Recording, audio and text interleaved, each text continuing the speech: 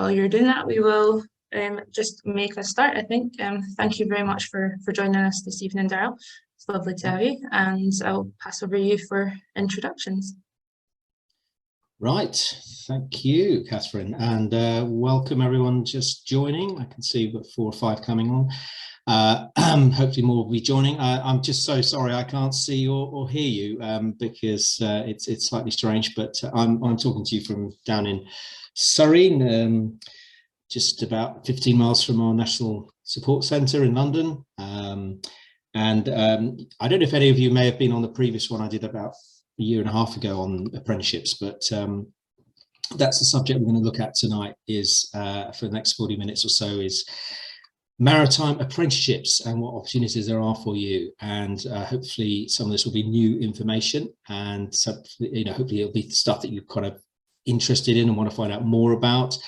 As Catherine said, do post questions in the chat as we go through. Don't sort of feel you've got to save them up to the end, but there'll be plenty of time at the end if you have any questions, so that's fine. Otherwise I'll ask as we go through. So I think should we make a start, Catherine, or should we just hang on a bit? We might get a few more. No, absolutely. We do have, it might not look like a lot, but we do have people sharing devices and such. So okay. Oh yeah, so there's probably lots of people gathered around a screen. Okay. Right, so hopefully coming onto the screen imminently. Maybe someone could give a thumbs up just to indicate they can see that presentation. So you should be seeing a screen that says apprenticeships. Yeah, we are. Yeah. Thumbs up, brilliant, thank you. Maritime careers apprenticeships: train, learn and earn. We'll talk about what that means. That's the sort of catchphrase we tend to use. But first of all, little bit about me. So I'm, as Catherine said, Director of Maritime Training and Development, Director at the Marine Society, and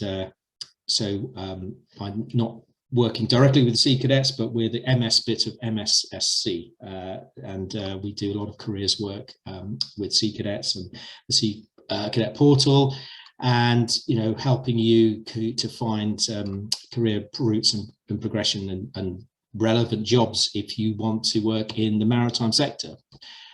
Okay, so I will let's just tell you a little bit more about myself, so you know where I'm coming from. I think it's always good that you know the background of the speaker.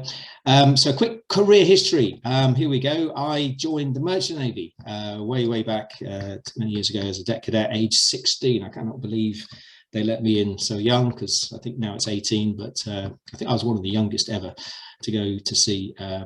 And I went to Warsash, and I worked towards the what they call the second mate's ticket, Officer of the Watch Unlimited, and I got that, went sailed around the world on lots of ships, and then I got made redundant. So there you go, that was my first job at sea, and then I got made redundant after I qualified as an officer, and it was all to do with the Merchant Navy at the time. The British fleet was shrinking, and I just happened to be in the wrong place at the wrong time. But I came ashore and I worked for a number of shipping companies and ship brokers. So I kind of kept working in the shipping industry, but just in shore-based jobs. And I got some qualifications called Institute of Chartered Shipbrokers qualifications, which is kind of what you need to work in shipping firms ashore. So did a bit of study. Then I left it all and went off and did something crazy. I worked and trained as an actor. I know you can't believe that, but anyway, I did that for a few years. I wasn't famous. I just did lots of little jobs, and then realized it wasn't much of a living. So I left that and retrained as a teacher and worked in further education, so colleges. So maybe there's an FE college near you. So I worked in colleges as a lecturer and then in management for quite a lot of years. And then I joined the Marine Society in 2019, yes, three and a half years ago. Double smile there, which was great because I was doing education and it also was to do with maritime. So it was like bringing my career when I started out in life together with the career I spent most of my working life in. So brilliant. And one of the things it's good to share with you is that careers are, particularly for all of you who are starting out in your careers, don't expect that you're going to have one career for life. That's very rare. You could probably have 4, 5, 6 different, career set job throughout your working life, and that's becoming more and more the norm. So what's important is having skills that are transferable, not just training for a specific job and then staying there for 30 years and retiring. So just keep that in mind, that you may have a plan of what you want to do, but you might end up, as I did, in a completely different sector to what you thought, and that's absolutely fine. And here's gosh, can't believe I'm sharing these pictures, but this was my first ship at sea. They don't make them like that anymore, do they? Beautiful ship, Port Nicholson cargo ship, and that is me on the right, looking ridiculously young. I can't believe they let me on board, but there you go. I was very young, but amazing life. Absolutely loved it. Went all around the world, as a teenager, and earned money. So fantastic life that was. So enough about me. I'm going to play you a short video, and this is a video to introduce what you may not be fully aware of, which is the small commercial vessel sector. So you heard of the Merchant Navy, you've heard of the Royal Navy, but there's a whole lot of ships and vessels that sit kind of below that, like the smaller coastal vessels that you see in our ports and things around the country. So let me just play this and see how many different types of vessel you can name in this video. Here we go.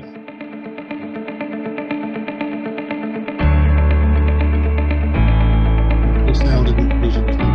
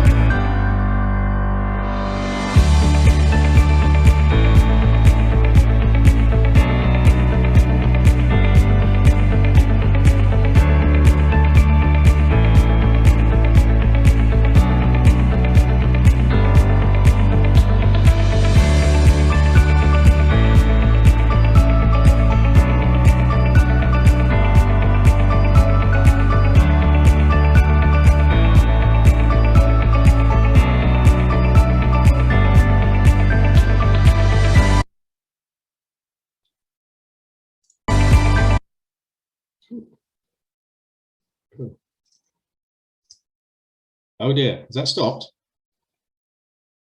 Yeah, it has, yeah. Oh boy, you know what's happened. It's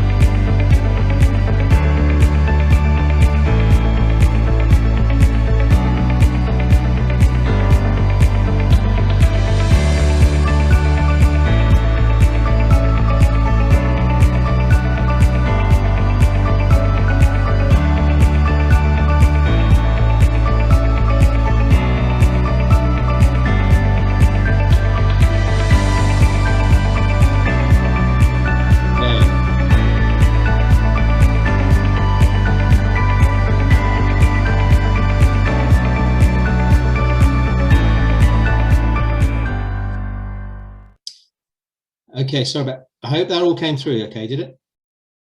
Brilliant. Yeah, it did. Yeah. Okay, there was a little hiccup with a VPN connection. Right. So I don't know if anyone puts in the chat how many different types of vessel do you think you spotted in that video? Just have a put a number in if you think you know.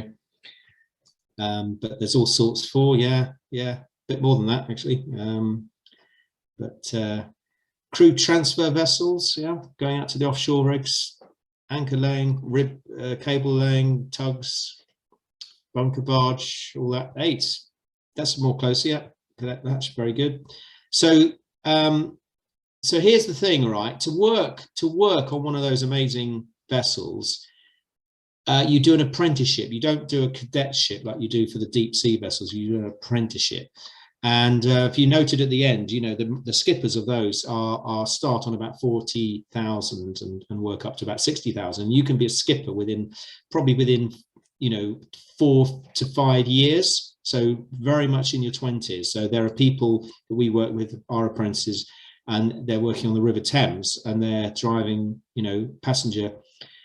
little passenger ferries up and down the Thames and earning 40,000 in their sort of mid to late 20s. So it's pretty lucrative. You get promoted fairly quickly on these because they're small crews. So hopefully you're still interested and you want to find out, okay, what is this apprenticeship? How can I do it? What's involved? So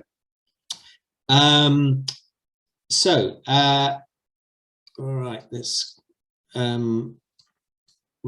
clear the screen. I've got things right. So what are apprenticeships? Well, essentially they're government funded training programs. So it's a government scheme. That's quite important to know. So the funding essentially comes from government, although it's kind of collected from companies, from employers, and then they have to spend it on training programs.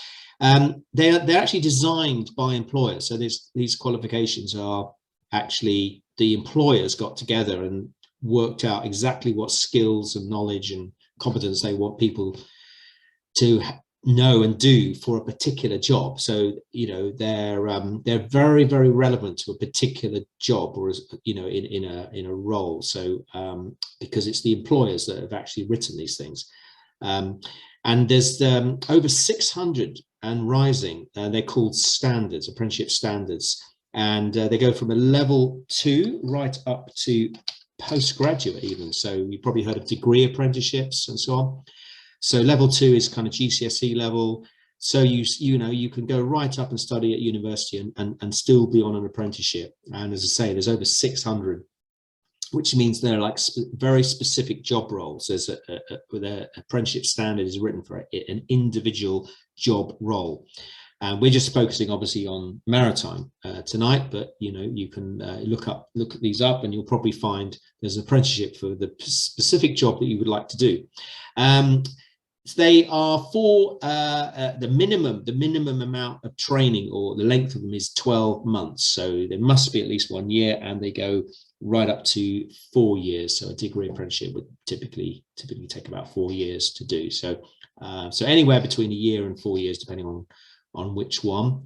And the age range is essentially from 16 upwards to 99. So you can be an apprentice at 99 if you want. I don't know many, but anyway, people change, they retrain in life. They go on, they think, I'm halfway through my life, I want to retrain and do something different, and they actually do an apprenticeship. So it's not just for young people, it's for all ages. So so if we've got any older volunteers on this call, it's just for you, as much for you as for the younger folk. And one of the key things that apprenticeships is that they are employed positions. So you actually have to have the job. Okay, you can't just say, okay, I just fancy doing an apprenticeship. You need to find an employer who will employ you to do the apprenticeship first. Okay, so that's quite a critical thing, and that can often be a blocker because you've got to find an employer who's willing to as I say, take you on as an apprentice. So MSSC, we have we had a couple of apprentices.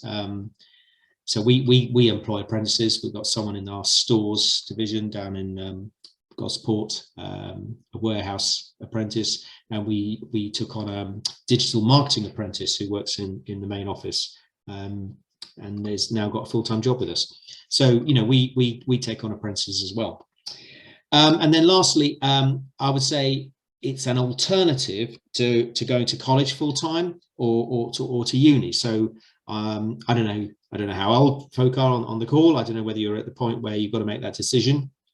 You know, maybe you're doing a GCSEs this summer. You're thinking, well, you know, do I stay on? Do I do A levels? Do I go to my local college and do BTECs maybe, or even a T level? If you come across those, well, they're all fine. But of course, the other route is an apprenticeship. And of course, if you're 18, you want to go to university. My suggestion is find out if that university does degree apprenticeships, because if they do, what you get is you'll be in a paid job and you'll be getting a degree. So you won't be racking up those student loans to pay for all the fees, which is why the original thing at the beginning said, you know, earn and train, learn and earn.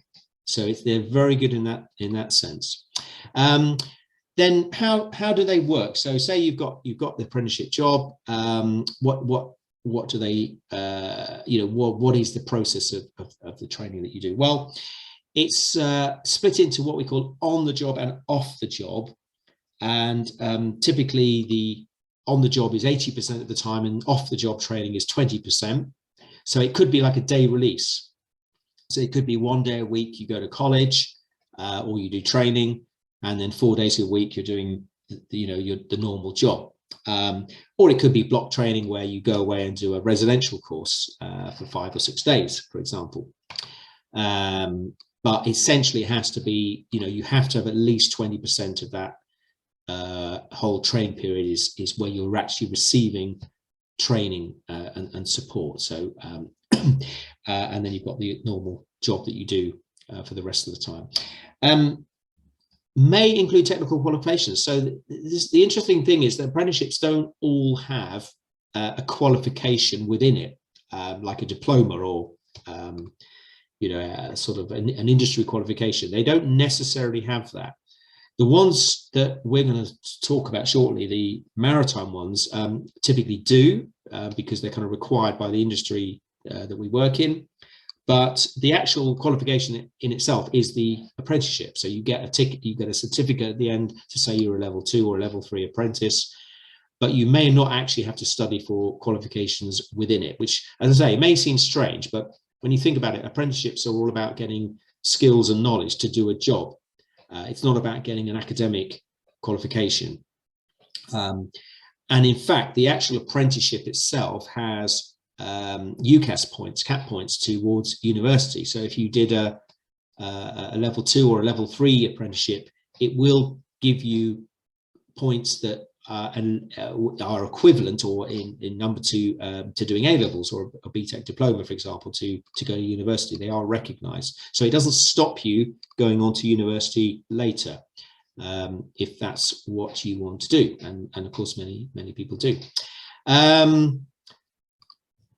So you get a next bullet is that personal coach. You will find that you will get assigned a personal coach or trainer throughout the whole period. So it's kind of a one-to-one thing you get there, which is really good. Helps you make good progress through the course. You get regular reviews and support throughout. So you know you're not left to your own devices. You're visited in the workplace at least once a month. And you get support if you've got any additional learning needs or anything like that. You can access all of that just like as if you were at college. Now you must have, or you must achieve, English and maths at GCSE level. So here's my top tip number 1. If you haven't already taken English and maths GCSE, make sure you pass them.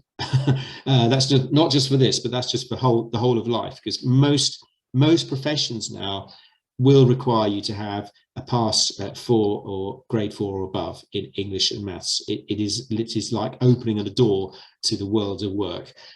If you don't have that, within apprenticeships, you will have to resit them. So it's best to get it before you do the apprenticeship, because it's really annoying to have to study English and maths and do the exams again. So very, very important to state that.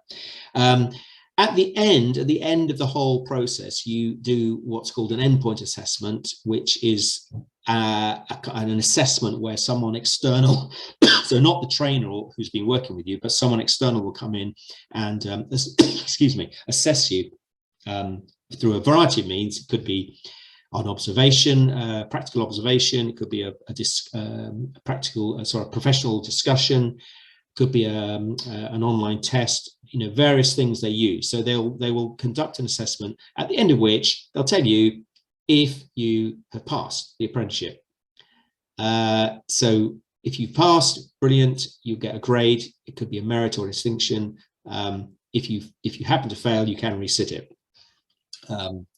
But you say most people pass at the first attempt.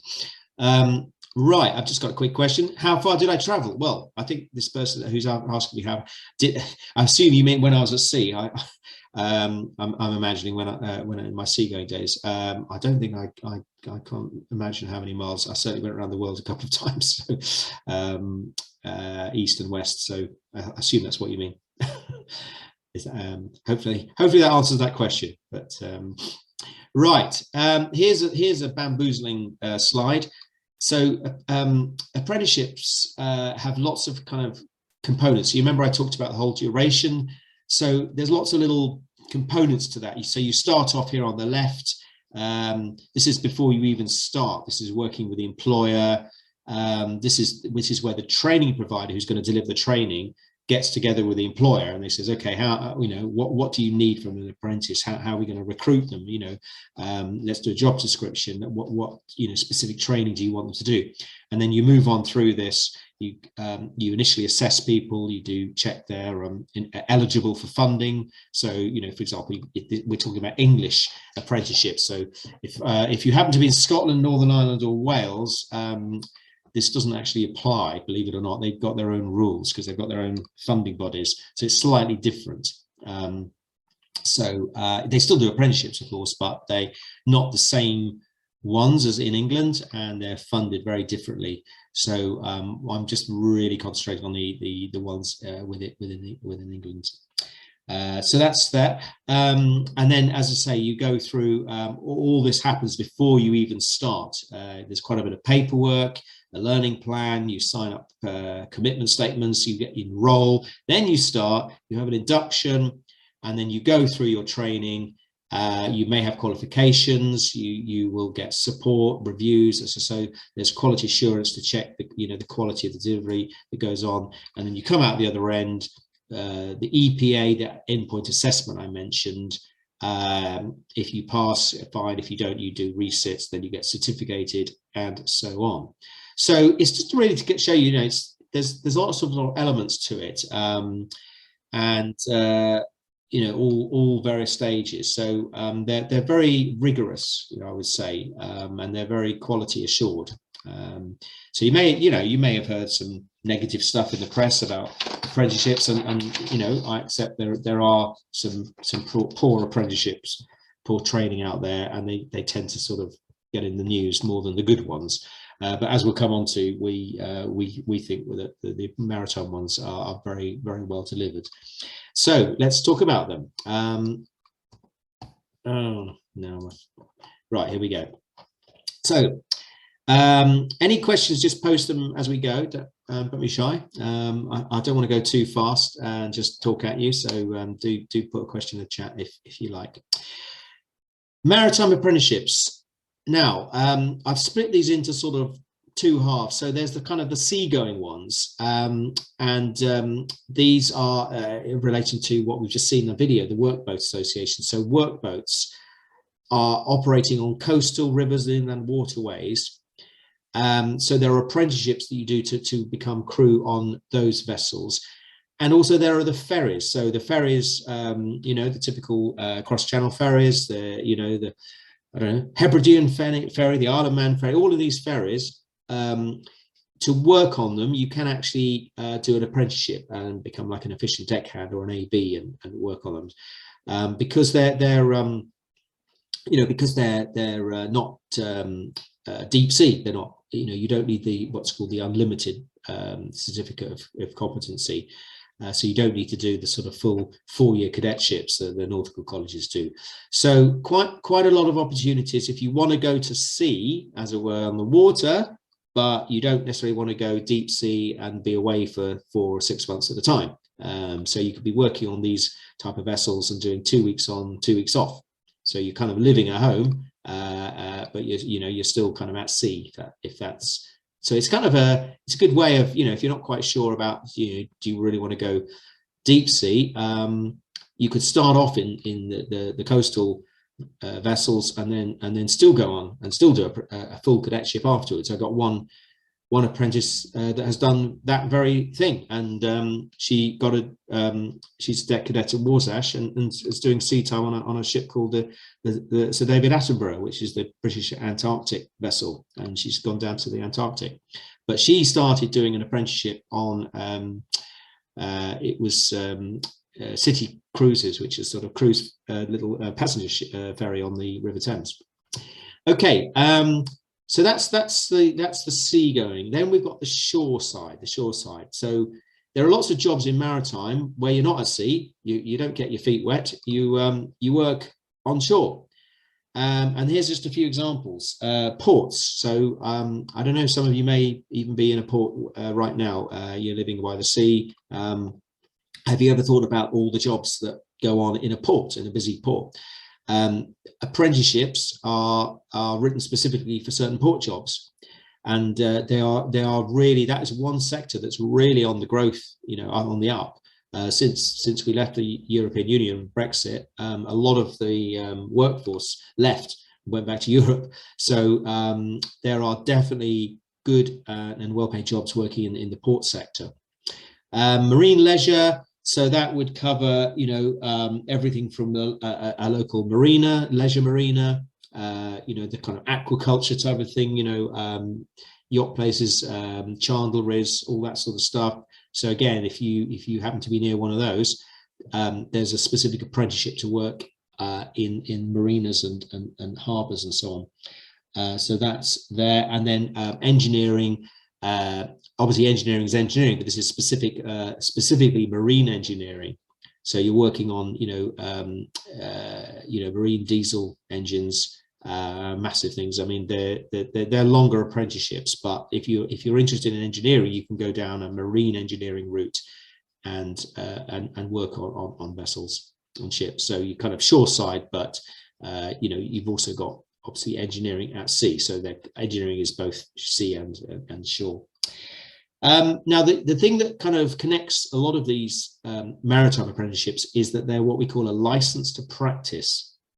License to practice simply means that in order to work in the sector, in that job, you need to actually have a particular certificate from the industry that you're working in.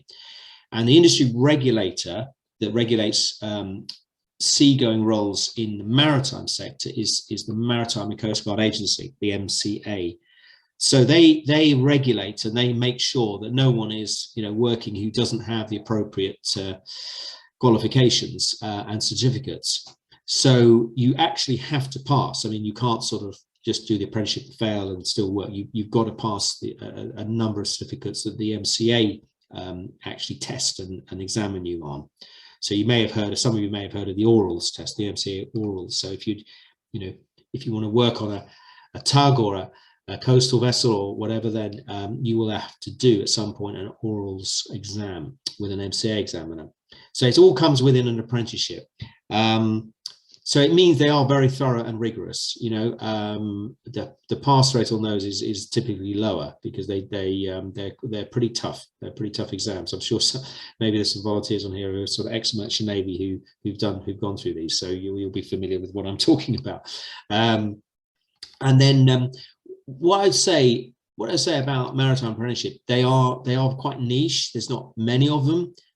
Not many people do it nationally. They're compared to sort of retail or hospitality or hairdressing, the numbers are very small, and therefore they tend to be very high quality because with smaller numbers and fewer training providers, they tend to be much more specialized and they can be much more focused on what they're doing. It's not the training and the trainers are, tend to be much more experienced and qualified. So, you can be sure that you'd be doing something that comes with a lot of credibility. As I say, license of practice, real job at the end of the day, and high quality training. Okay, pause for breath. Check. Now I'm still being asked by Cadet Latch, I think is saying, did I ever get a punishment for not doing something? Wow, I'm sure I did. I think in those days it was lashings, wasn't it? It was on the deck. I think they've stopped that now, haven't they? Hopefully. I think I probably was. I know. I think I was probably told cancelled shore leave was probably the worst thing. So thank you for asking and reminding me that I did get punished. Anyway, it's good to get punished because you learn a lot more through life by doing something wrong. Right, hopefully that's not too controversial. Okay, let's move on with the presentation. Right, got another little video for you. So here's an example of an apprentice that we trained. Her name is actually Beauty. That's her first name, and she's going to talk to you about her boatmaster apprentice. Now, the first minute or so is about the Cutty Sark. So sorry, we'll have to bear with me. It'll come on to her. So here we go. And let me know if you can't hear or see it. Right, hopefully. You're still working. Is that okay? Can you give me a thumbs up, Catherine? Yeah, that's good. Great, brilliant. So just bear with us while we get rid of the Cutty Sark.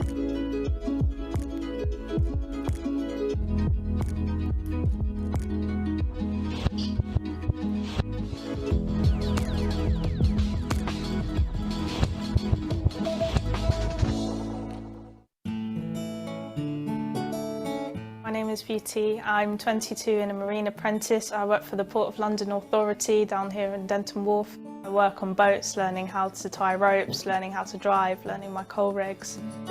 I started my career at City Cruises. I was a cabin crew member, so I was behind the bar dealing with drinks and customers. One of the skippers was just teaching me how to do the lines and how to make a bowline knot. So then I decided that I wanted to go for the apprenticeship, so I signed up. My life as an apprentice is very varied, so you've got the academic side, which is a lot of learning how to navigate. You've got the theory side as well, which is a lot of how to drive vessels, and you've also got the examination side as well. A typical day for me at my job would be checking things such as the first aid kit, life buoys, life rafts, also checking the lines, make sure there's no rot in them, and also checking down the engine room, or I could be training. If I was to compare a boat like the Cutty Sark to ones we use today, we actually use very similar techniques as they did in the past, such as navigation, so the ability to find where you're going and how you're going to get there. We use similar techniques. Also, if the boat was to stop dead in the water, we'd be able to take a 3-point fix to find where we are. Similar techniques would have been used in the past. In addition, we have to learn about the weather. Obviously, the Cutty Sark had no engine, so they heavily relied on the wind and the tide. So learning about that back then was very important for their manoeuvres. And also today, we have to use the same techniques, as it can still affect our vessel when doing manoeuvres such as mooring alongside a pontoon. Some of the skills I've learned include engineering, navigating and marine law, but I think overall my skills have just improved dramatically. I'm really proud of that. I really like this job because no days are the same and it's really fun and interesting. My advice to anyone thinking about joining the maritime industry and getting a job is just to do it. Do it now.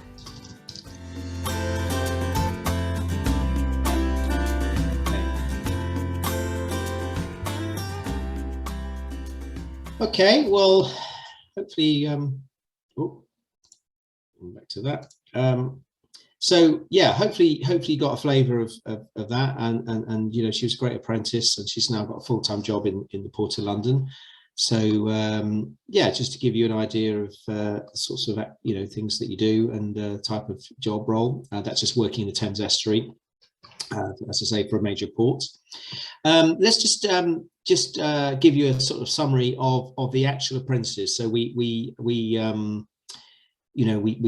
talked about what they are, how you train in them, and so on and so forth. But what actual apprenticeships are there that you can train for? And this is not all of them. I just didn't have space, but these are the kind of main ones that I thought would be of interest to you. And you can see the standard on the left, the name, and then the level. So that's the academic level. Remember, 2 is the lowest, like GCSE. Level 3 is A level, and then you've got right up to level 6 marine surveyor, which is a degree apprenticeship. And then the last column is duration in months. That's a typical. It doesn't have to be that long, but that's typically how long they take. So you can see some are quite short, 12 months port operative, but they go right up to 4 years for marine surveyor. Now, I can hear you all saying, why are some of them highlighted or highlighted? So the highlighted ones are the ones that we in Marine Society actually deliver. So those are the ones we can actually do. So, if you got a job, a relevant job with an employer who was wanted to take you on as an apprentice, they could use us as the training provider. And typically, if you're a Sea Cadet, they will want to use us because of obviously the strong connection. So we, workboat crew member, port operative, officer of the watch, and marine and boatyard operative are the 4 we do. We also do another one, which is not maritime, which is called outdoor activity instructor. So these are the people who work in sort of outdoor activity centres doing instructor jobs like paddleboarding, kayaking, canoeing, whatever. Anyone who what they call the NGB instructor jobs. So there's an apprenticeship that we do for that, and we work with the Sea Cadet training centres and boat stations. But that's not specifically maritime, but you're also welcome if you want to know more about that. We also train apprentices in that. Okay, so thanks to those. I'm just asking on the chat if anyone what kind of job you think you'd like. So someone's come out with a marine engineer. Very good. That's a very popular one. You'll always be in work if you study as a marine engineer. Absolutely. So yeah, put any ideas you've got in the chat. Any particular job that you've heard of, you think, oh, that sounds interesting. Maybe in ports or on a workboat or whatever. Right, so Sea Cadets. So I've just thought, there are particular advantages that you guys have got over and above anyone else who wants to apply to be an apprentice, and here are a few of them. Well, first of all, you've typically got lots of opportunities on your doorstep. Believe it or not, you don't have to be next to the sea to get a job in maritime. They're inland and on the coast. So, there's inland waterways, there's lakes, there's rivers, but there's also shipping firms, shipping companies that are probably on your doorstep. If you sort of look hard enough, you'll find them. So there are bound to be opportunities near you. You don't have to be sort of, as I say, working next, living near a major port or a naval base or something like that. They're going to be all around. The existing qualifications, skills, and the proficiencies that you've gained or gaining whilst being a Sea Cadet will all be valuable to these sorts of jobs. I mean, some of them have got RWA certificates in them. Powerboating level 2 is in the workboat apprenticeship or the boatmaster apprenticeship. So if you've got these already, you're instantly going to be more valuable to an employer than someone who hasn't, who they've got to spend longer training up. And in fact, they're going to say, oh, we'd much rather have a Sea Cadet who's already got some, rope work skills and all the rest. So that's all in your favor that you have that other people don't have. And it can reduce, as I say, the time taken to do the whole apprenticeship. And maritime or marine employers do recognize and value the Sea Cadet attribute. So we typically find, if we speak to an employer, about apprenticeships, you know, they will say, look, please, you know, advertise our job to Sea Cadets. You know, do you have anyone who you can put forward? They absolutely say that they would much rather a Sea Cadet coming, you know, and applying for these roles than just maybe a school leaver. Because, you know, typically you've got very good discipline, you come with, you know, strong work ethic, good employability skills, and you're going to hear in a minute from an employer who tells you just that. So just to make the point, I'm going to play you a short clip of that in a moment. So you've got all this going for you, and the other thing, of course, is that we as a Marine Society and Sea Cadets are very well connected in the industry, and many of your volunteer officers and, you know, COs and POs and so on are also working in the industry. Some of them are training managers in maritime companies or engineering companies, you know, in their kind of day jobs. And these are all people who want the best for you, and they're all working for employers. They've got connections. So if they hear of an apprenticeship or they take on an apprenticeship, you know, they're going to come to Sea Cadets first and offer you that opportunity. So, you know, all of these are benefits which you should make the most of if you can. And then last sort of main slide on information. So how do I find an apprenticeship? So we've talked about, you know, what they are and the types and the training and so on, the advantages. How do you even know where these are being offered? Well, there's a government website.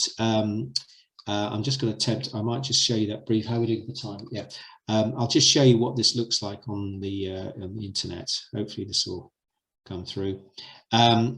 So you should be seeing on the screen a government website that says find an apprenticeship.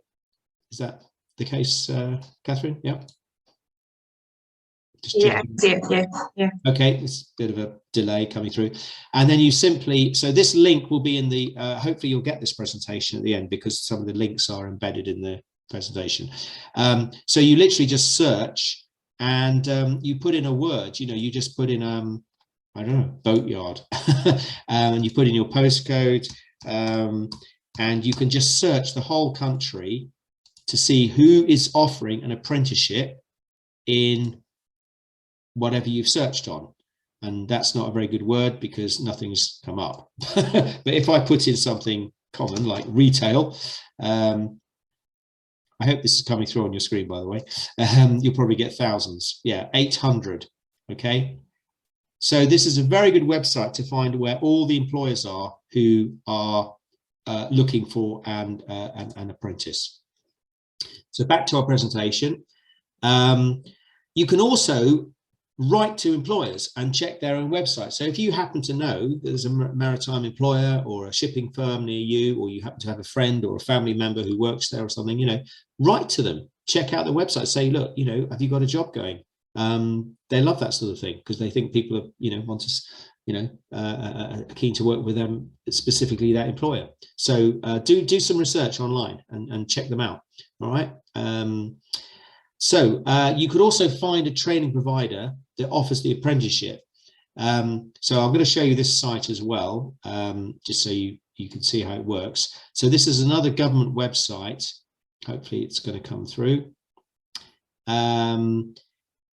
which is where you can find any apprenticeship. So if I put in a search for a particular apprenticeship, there it is. Now, when I click on that, and you'll have the link in the presentation to do this yourself. If you then scroll down, this is called a Boatmaster apprenticeship, and then there's a link here, find apprenticeship training providers that deliver the standards. So I just click on that, and you should see, hopefully, if the internet works, that should come through. It's taking its time, isn't it? Okay, I'm probably stretching my broadband here, but you get the idea. It should come up. Probably come up in a second. It's oh, sorry, I've got to click OK, haven't I? Why didn't you tell me? Right. Oh, look, there we are. Look at that. So actually, there's only 2 people offering this: Sea Regs Training and Marine Society. So you know, then you can speak to the training provider that's offering that and say, look, I'm keen to do this apprenticeship. Can you tell me how I can do it? So, so you're keeping up. That's 3 different ways. You can also ask your school or college. Hopefully you're all in a school or college. If not, why not? Maybe you've been at home today because of the strike. But you should have a careers officer, a careers professional who works in your school or college, and they are required, believe it or not, they're required by law to give you information about apprenticeships whilst you're there. They have to provide this information to you, okay? They're not there to tell you that not to do an apprenticeship and to do A-levels. Instead, they've got to give you the full range of advice and guidance. So there you go. And then lastly, as I say, I mentioned earlier, university, if you want to go, if you're at that age, you're looking to go to university, then look at the degree apprenticeships that they may or may not offer. And there's more coming up all the time. And then just lastly, a normal job application. So when you find an apprenticeship, you just put it's a normal job application. So you still need to be good at writing CVs and interview skills and doing all of that. So I know that's a lot of information, but I'm just trying to give you as much detail as you need. Sorry, I forget. Very importantly, last point there, Sea Cadet portal. So I'm sure you're all using that. I hope you are, because it's a brilliant resource. And on the Sea Cadet portal, you'll find that there is a careers section where a lot of information about maritime careers is there. We also put up vacancies and apprenticeship posts that we hear about. So keep an eye on it. It'll usually pop up in the banner that scrolls across the top. So we're trying to use that more and more. So you get first-hand knowledge of those coming up. Now, I mentioned earlier about an employer who says Sea Cadets are great to employ. So we're going to actually hear from one. And we're going to see an apprenticeship called Jacob. And Jacob is actually a Sea Cadet down in Portland and Portland Harbour in Dorset. And he also took on an apprenticeship. So he was, you know, got the best of both worlds. So let's have a listen to his boss and hear from Jacob himself. So here we go. Hello, my name is Andy Straw. I am the Senior Tug Master for... Oh, well, now what? Portland Harbour Authority Limited, down here on the glorious Isle and Royal Manor of Portland. We currently have 2 apprentices, one of which is a Sea Cadet, who's currently in the Sea Cadets here in Portland. Hello, my name is Jacob Bloodless and I'm a Marine Apprentice at Portland Port. Through this apprenticeship I can gain many qualifications such as Yachtmaster Coastal, Day Skipper and many more. All of this can help my future career in becoming a successful skipper in a working environment. He also knows a lot of other marine items that we need to address, so he's already got that back knowledge of shippings, ships, road work, knots, spices, etc. So he brings that to us, which is great. Having my powerboat level 2, seamanship, navigation and basic catering skills and much more. This has helped me with initial knowledge for my apprenticeship. One of our apprentices, who is a Sea Cadet, does bring a great deal to the port, mainly for the discipline, but also for the knowledge he has gained through the Sea Cadet instructors down here in Portland. So if you do get a chance to get a Sea Cadet as an apprentice, you're probably on the right track. It will help you out. Okay, put camera back on. So there you go. So I don't know if anyone knows Jacob, but he's down in Portland. Yeah, a great example of someone, and as you heard there from his boss, you know, really valued the Sea Cadet benefit, you know, the skills and the training and everything that he brings. So if anyone's from that part of the world, I would go along to Portland Harbour and make yourself known. Okay, so look, that's pretty much me done. I'm trying to get to the next screen. I don't know why it's not going. There we go. Hello. Right, just quick slide on some upcoming careers events, just so you know what's happening, you know, in terms of finding out more information. And these are kind of national events, not just maritime, but I'd definitely encourage you to Google these and find out what's going on in your locality. So next week there's a National Apprenticeship Week, so there'll be lots of things around the country promoting apprenticeships. Then in March we got National Careers Week, so there'll be even more events. I'm sure your school or college will tell you about those. In September, if you want to head down to London or in the London region, there's a thing called the London International Shipping Week, which is one of the world's largest events around maritime. About 30,000 people from around the world come in, and there's all sorts of events going on, trips on vessels and all sorts happening there. So that's a bit of forward planning for you. There's if you happen to be in London region, we can get down to the River Thames. There's a specific apprenticeship day on the 8th of February, and that is a link to the booking if you want to find out more. So if you're in that area, then click on that and you'll get information on that. And likewise, if you're in the Southampton area or Portsmouth or nearby, there is a specific Ocean Careers event there, 18th to 20th of April. So click on that.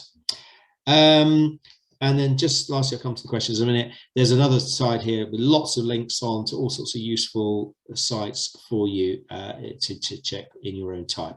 So that's me done with the talking, questions and hopefully some answers. So let's, I'm going to stop sharing so you can see me. We've got, so now's your time. How long we got? Oh, probably only 5 or 6 minutes. Have we, Catherine? I've talked far too long. 26. Oh, sorry. Yeah, I lost you there a sec. You're one of my many windows. Yeah, we've got a few questions. A lot of them are about your experiences in the Navy, actually. So you mentioned joining the Merchant Navy when you were 16. How long were you there? Like, how old were you when you left that particular role? I'm so kind of you to be interested in my life, but it was so long ago. I say 16 when I joined. I took 4 years to train, and then spent about two and a bit years sailing as third officer. Is that enough? That's perfect. Yeah. I was a deck officer. Yeah. Fantastic. Just a little bit about what it was like on board the ship. Right. The accommodation and the food and such. Well, I'll tell you what, it was, I'm going to be honest with you, it was a lot better than it is today. That's my personal feeling, because the crews are much bigger. We used to spend a lot more time in port, and we even had things like stewards serving us meal times. Can you believe that? It's a different world today, because the ships are far bigger, they have far smaller crews, they turn around in port much quicker. So I guess I look at it and think, well, it's not quite what I experienced, but don't let that put you off joining the Merchant Navy, because it's still an amazing career. It's just different to when I did it, but it's a lot safer now than it was, and I think better paid, better conditions. So there are lots of positives as well. So yeah, pros and cons of changing. Pros and cons, I know. So there's kind of thing. I suppose it's quite a question with many answers, but how many? What was the ship complement? What kind of thing? I can't see these. You mentioned quite small ships. You mentioned quite large. Oh, how many were there? Where do I start? I mean, the ship I showed the picture of was a general cargo refrigerated ship, 14,000 tons, about 600 feet long. I think we had about crew of 44. That would be about 22 in today's terms, probably 18 to 20. I don't know, what was the other question? I mean, a ship like that, the container ships basically kind of killed off a lot of those general cargo ships, because they're just much more efficient. They hold 25,000 20-foot containers. That would probably take about 30 of those ships to carry equivalent size of cargo. So no comparison, which is probably why I got made redundant, because they didn't need so many crew. So yeah. we do have a question about Yep. stormy conditions. What's that like? Have you ever sailed through a storm? Oh, Is that something they goodness could me. expect? Is it... This is my life story here. I should have just talked about my life at sea. I got lots more photos. Perhaps I come back and do another webinar with But all my old yeah. blurry slides. Well, look, there were, yeah, of course, there were some very stormy conditions. I mean, the Bay of Biscay, that's not very far, but that was one of the worst, I think. And what's the water south of the Australia, crossing the I forget what it's called. It's incredibly rough because you've got the South Atlantic, the Southern Ocean and all that. And big swell, very big swell. So even if there's no wind, you're still being rocked around because the swell's so big. Yeah, I remember my slippers fell over once because we rolled so much. Imagine that. I think it was about 50-degree roll, and everything fell over. Yeah, great fun. Well, But, if that's something you guys want to experience, well, then, go on the Royal list. yeah. I mean, yeah, or one of those. Definitely. Definitely. And Okay. did you have like a favorite aspect about like your role or your job on board ships? Was there something that you particularly enjoyed doing, or? Well, there was lots I didn't enjoy doing, some of the jobs that they give you. No, I mean, every day is different. I mean, it's the variety I love. So, you know, I don't know, some people like office jobs. Back then, there's no way I wanted to just go to work at 9 and leave at 5. You know, the variety was amazing. You know, you're in a different place every day. You know, the cargoes were different. Some of the cargoes were very, very interesting. You know, we'd be loading bananas one day and then on one direction, and on the direction coming back, we'd be loading tractors. And so you'd learn so much about different types of cargo and all the different types of ship, and meeting lots of people, you know, in different countries. It's just fantastic getting that experience as a young person. So yeah, realizing there's a bigger world beyond England. So yeah, fantastic from that sense. But yeah, some very boring jobs as well, like chipping paint and painting the deck, which never ended. So anyway, one ship, just I'm sure you want to finish, but one ship we painted, we spent about 6 weeks painting all the deck and the sides, and then at the end of the voyage, the company sold the ship and it went to scrap, and they broke it up. So having painted it all, it got sold and scrapped. So there you go. All right, we've got please keep the question away from our topic. We do have just a couple more, but it was just they are all quite relating to you specifically. So I was wondering, do we have anything about topic tonight, about any apprenticeships? We have asked, I can email out, there was a question about the websites, that list. So I can email that out to you and share that after, if that. Yeah, if you wouldn't mind. I mean, it's all. Yeah, I assumed everyone will get the presentation because it's all in the. Yeah, it's all in the PowerPoint presentation. So yeah. Yeah. So everybody that attended tonight, I'll send out your link to This gets saved. Doesn't this get saved on the Careers Awareness the webinar section, so people can look at it afterwards? Does it? Okay, fantastic. Yeah. Definitely. Yeah. So if you go on, speak to your units about the training and admin site, if you're not already a part of it, then they can help you.